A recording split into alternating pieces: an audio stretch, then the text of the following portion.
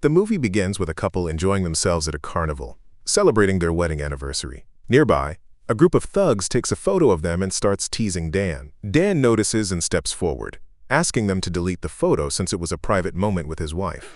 Hey, that picture you just took, it was kind of a private moment. You mind deleting it? Yeah, I do.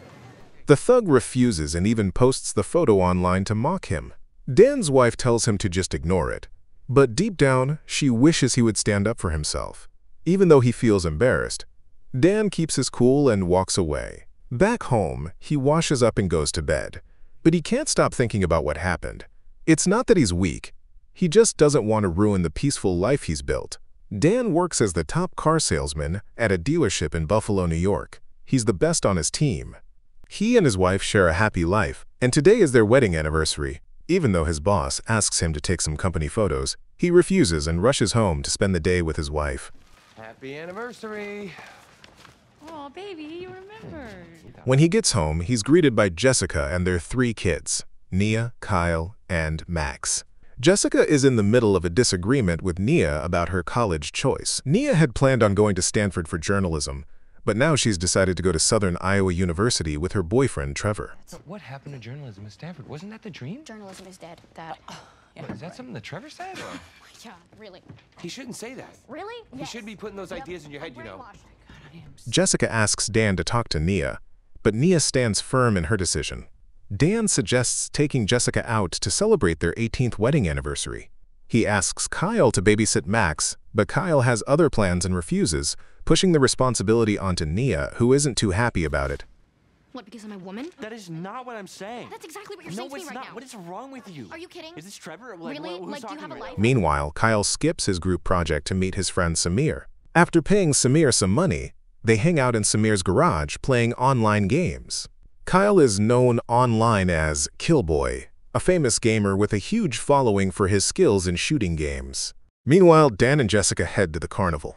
Jessica is a little annoyed because Dan always sticks to his usual routines, while she hopes he'll plan a family vacation. No one makes a better week planner than you. After a few rides, Dan agrees to plan a vacation, and Jessica gets excited. As they kiss, the scene from the beginning happens. On the way home, Jessica reassures Dan that she doesn't want him to confront bullies. If I wanted to marry a brawler, I would have. I know you don't like violence. It's not like I care what he said. But inside, she still feels disappointed. Back home, Dan smoothly changes Max's diaper, then lies in bed and tells Jessica he should have kicked the guy's ass, which makes her laugh. You totally could have taken him, honey. She jokes. The next day, Jessica practices boxing to release her frustration. As a full-time mom, she faces many challenges, including dealing with Nia's choices. While boxing, she accidentally punches a woman named Gwen. Jessica apologizes and explains that she's frustrated because her husband never invites the family on vacation or spends enough time with them. After chatting for a bit, Gwen says she has to catch a flight. She gives Jessica her business card. Gwen's a travel agent and offers to help her plan a vacation. Meanwhile, Dan and Max are shopping at the grocery store when a stranger suddenly attacks him. Dan quickly defends himself, but the thug won't back down, even with Max in front. Dan skillfully takes the thug down, leaving everyone around stunned. He pretends nothing happened, pays for the groceries, and heads home. Once home, Dan opens a secret compartment filled with guns, expired passports, and piles of cash. He panics and calls his old colleague, Augie, to arrange new identities for his family, revealing they're in danger. Augie tells Dan that his former boss, McCaffrey, has been looking for him and that the photo posted online might expose his location. Dan offers $500,000 for new IDs and arranges to meet in Las Vegas in 3 days. Augie is shocked that Dan's family doesn't know about his past job. He urges Dan to tell them the truth, saying it'll be impossible to keep running from McCaffrey's men if his family doesn't know what's going on. Later, Dan goes to Nia's school to find her in the magazine editor's office, but she's not there. A student tells him Nia quit her job 3 months ago and now hangs out at the stadium with her friends. Dan finds Nia there and tells her he's disappointed she didn't tell him she left the magazine. Of course I do. I always do. Yeah, bullshit. You know what? I don't have time for this. Where's the chess club? We need to find your brother. Okay, can you tell me what's going on? Nothing. I have a surprise for the family, Okay, okay? what's the surprise? Where is the chess club? It's... Dan insists she come with him. When he goes to pick up Kyle from Samir's garage, he finds him playing games again. Dan scolds Kyle and tells him to get in the car. Once all the kids are in the car, Dan drives to pick up Jessica from the hospital. He announces they're going to Las Vegas for a vacation. Exactly what Jessica has been wanting. Vegas? We're going to Las Vegas today. What you said? Meanwhile, a black van starts following them. When Dan notices, he speeds up but doesn't tell his family. He drives to his workplace, lifts his car, and finds a tracking device underneath. Dan secretly places the tracker in a car his colleague is about to test drive. The people in the van think they're still following Dan, but once things calm down, Dan continues his journey to Las Vegas with his family. Back at Dan's house, McCaffrey and his 3 henchmen are trying to track them down. It isn't easy. There are no credit card records, and Dan's family hasn't posted anything on social media. McCaffrey suspects Dan hasn't revealed his true identity to his family, so he orders his men to continue the search. Meanwhile, during their hotel stay, Dan notices Kyle has posted a photo with fans online. Realizing they're compromised, he tells his family they need to keep moving. They end up spending the night in the car. Soon, 3 motorcyclists working for McCaffrey begin pursuing them. Dan turns up the music to keep his family unaware of the danger. Little Max giggles endlessly, almost as if he knows his dad has everything under control. Suddenly, one of McCaffrey's men fires at Dan, but Dan shoots back and hits him. Another attacker grabs onto the car, but Dan shoves Max's baby bottle into his helmet, knocking him off the bike. Finally, Dan rams his car into the last motorcycle, taking out the final pursuer. Jessica wakes up after hearing an explosion, but Dan calmly says, "Just a pothole." He drives all night and finally stops at a plantation to rest. Just as he's about to drift off, Naya wakes up and realizes they've arrived in Iowa.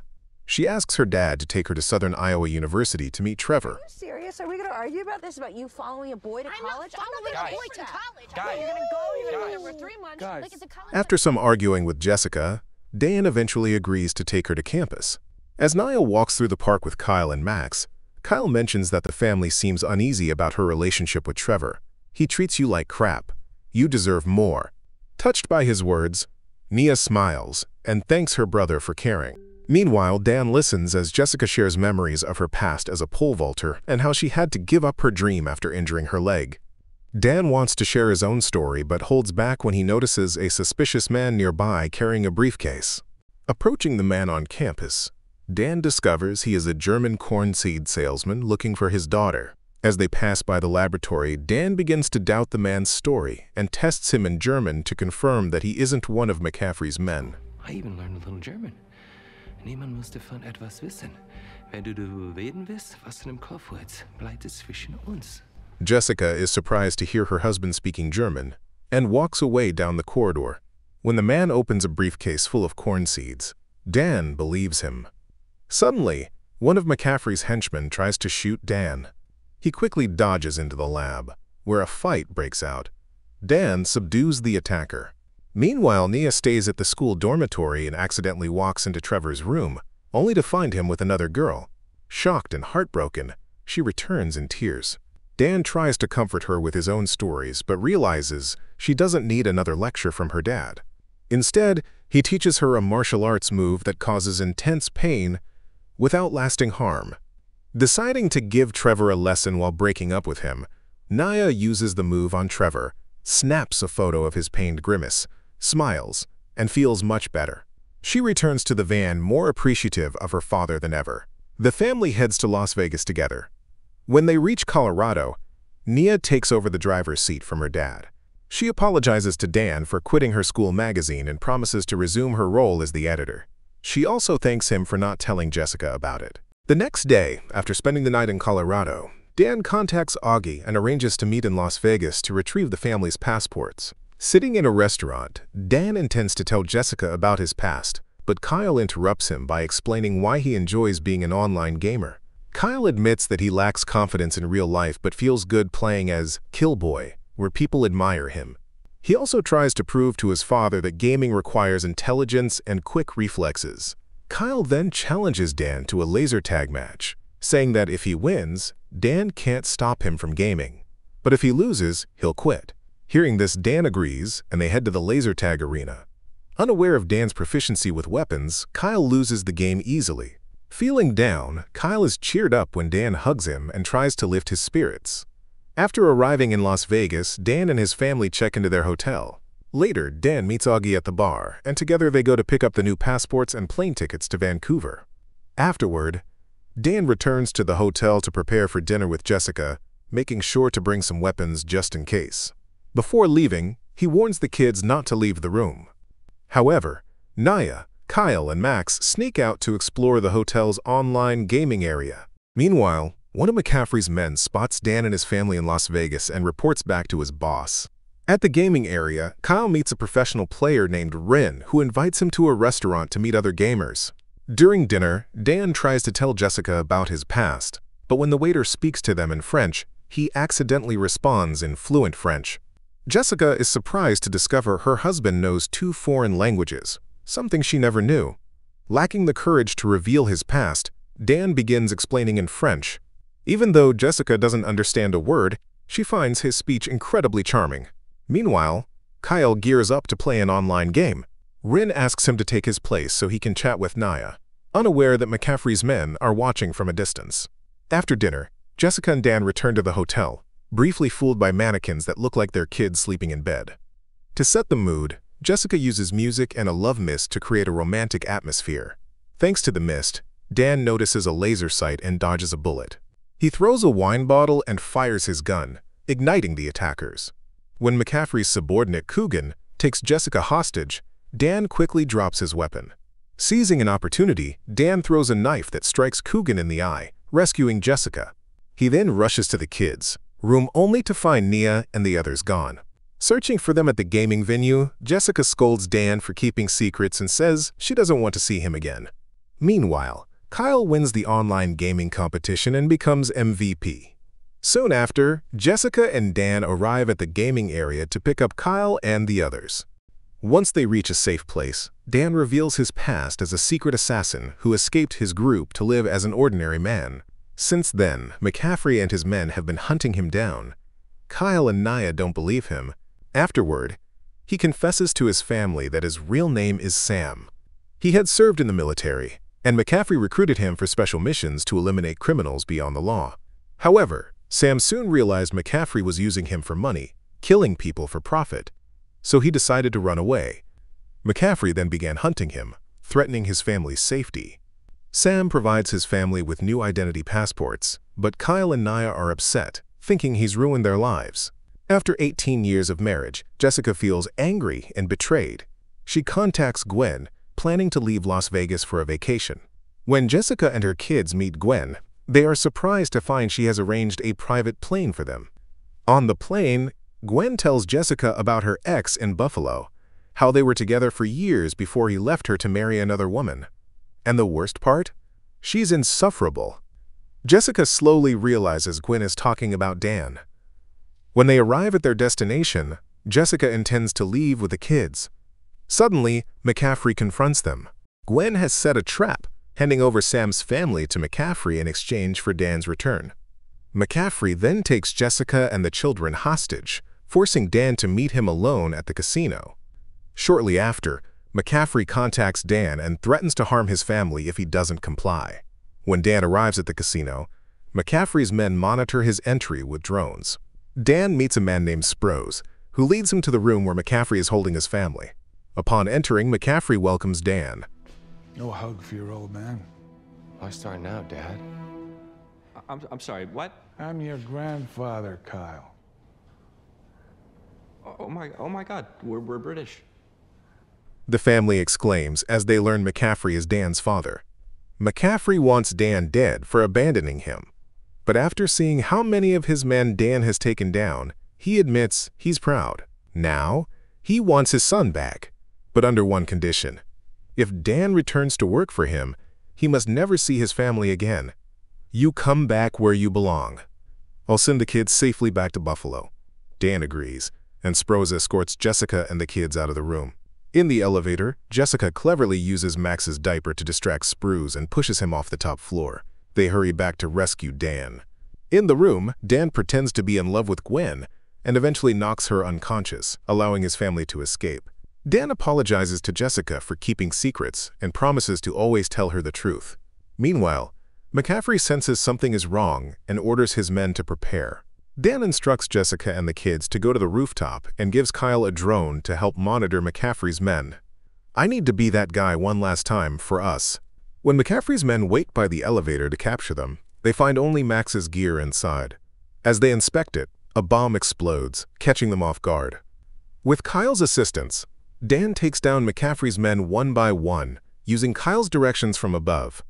Meanwhile, Gwen wakes up, and McCaffrey orders her to find Kyle, who is operating the drone. Dan aims his gun at McCaffrey, urging his father to stop everything, but McCaffrey orders his men to open fire. Dan dodges their bullets. On the rooftop, Jessica notices the elevator ascending. She hides the children and fires as the doors open, but Gwen calmly steps out. Gwen taunts Jessica, confident she'll win the fight. In the brutal struggle, Gwen gains the upper hand, burying Jessica under debris. Meanwhile, McCaffrey overpowers Dan and prepares to shoot him, ranting about how family has made him weak. Gwen corners the kids, giving Jessica the strength to get back up. Though hurt, Jessica grabs a bamboo pole and tries to pole vault, but fails. She tries again, this time throwing the pole like a spear, hitting Gwen and taking her down. Meanwhile, McCaffrey beats Dan in a fistfight and picks up a gun to shoot him. Just then, the family arrives. Nia tells McCaffrey she's happy to finally meet her grandfather and believes they could be a normal family. "When I look at you, I don't just see a cold-blooded killer. I see my grandpa." McCaffrey hesitates, giving Dan a chance to fight back. Nia helps him by distracting McCaffrey, buying Dan more time.